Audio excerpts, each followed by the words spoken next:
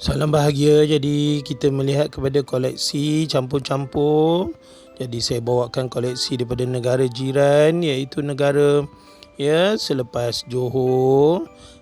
Jadi itulah Singapura. Jadi negara ini negara rakan kita yang banyak orang kata bekerjasama. Mestilah sebab kita tak boleh pisahkan dari sejarah asal Singapura, daripada perkataan Singapura. Jadi kita berbangga dapat membantu orang kata melelong koleksi rakan kita ini. Jadi sudah tentulah koleksi ini perlu diberi perhatian, sebabnya adalah dipegang oleh seorang rakyat Malaysia. I don't know confirm or not, but for sure ini rakyat Malaysia. Jadi beliau nak melelong koleksi koin dari seberang, iaitu Singapura. Justru kita letaklah harga yang berpatutan. Jadi tahun 1982 Singapura, duit shilling $1 Singapura. So ini kita letakkan harga lelong RM100 Malaysia. For anybody jika masih lagi dalam circulation, itu hal Singapura, tapi ini telah masuk ke Malaysia, jadi mendapat orang kata koleksi private collection. Jadi sudah tentulah kita letak harga yang berpatutan RM100 Malaysia. Tak besar pun tukar convert kepada US dollar ataupun tukar kepada Singapore dollar, sudah tentu lebih rendah harga lelongannya. Jadi yang kedua ini ada duit 20 sen Singapura membawakan todak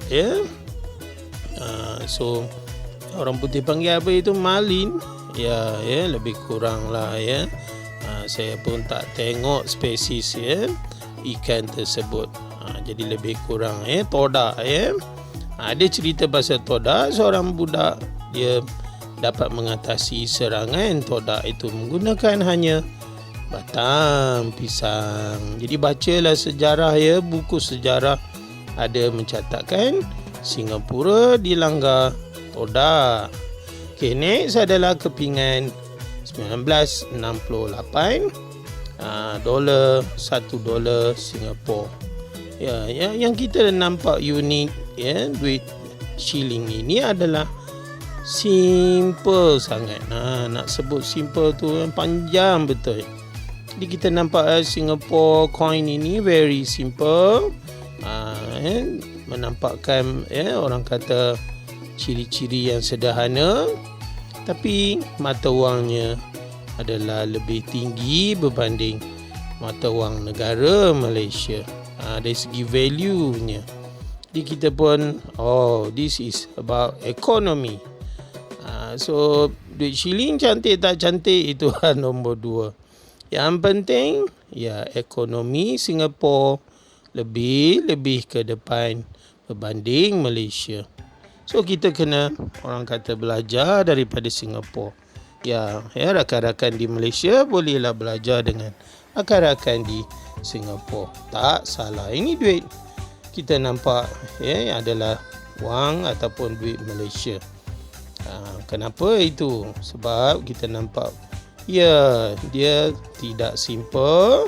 Jadi ini adalah penganugerahan taraf bandaraya tahun 1972 yang telah diberikan kepada Kuala Lumpur.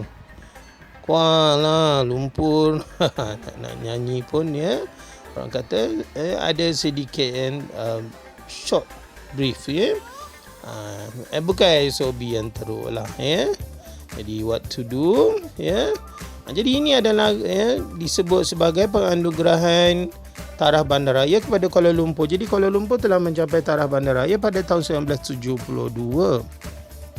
Wah, sudah 49 tahun umur saya lahir tahun 73, 72 belum lah. Jadi maknanya Kuala Lumpur sudah 49 tahun dianugerahkan taraf bandaraya. Jadi pemegang koleksi duit shilling ini sudah tentulah berbangga sebab beliau ada kepingan duit shilling Malaysia yang berkaitan Bandar Raya Kuala Lumpur. Itulah golden age. Sudah dekat 50 tahun. Nearby. 1 tahun lagi. Come on Kuala Lumpur. Jadi Kuala Lumpur sebenarnya sangat pesat membangun, sebab kerana banyak tumpuan ekonomi. Jadi kita pun perincian patutlah Kuala Lumpur ini boleh melawan Singapura ini. Jadi baguslah, itu yang kita sebut. Kita copy, tiru Singapura, kenapa mereka lebih dahsyat dari segi ekonomi. Jadi kita bawa ke Kuala Lumpur. Jadi kita majukan Kuala Lumpur. Bukan nak bergaduh, nak berlawan, menjatuhkan. Jadi kita belajar dari ekonomi. Dikatakan Singapura ini mempunyai penduduk yang pandai-pandai. Jadi itu yang disebut educated. Mereka nak mencapai taraf orang kata negara paling maju dalam dunia.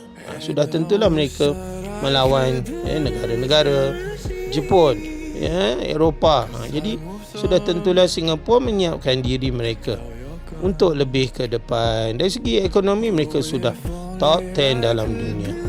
Bahkan gaji Perdana Menteri mereka pun sangat tinggi dalam dunia. Wow. Itulah perkhabaran daripada rakan Singapura kita. Itulah satu kebanggaan yang boleh kita tiru. What we do, we learn. So, bila kita learn, kita praktikkan. Di Singapura mereka sangat-sangat menentang rasuah. ACA, Anti Corruption Agency, mereka very good.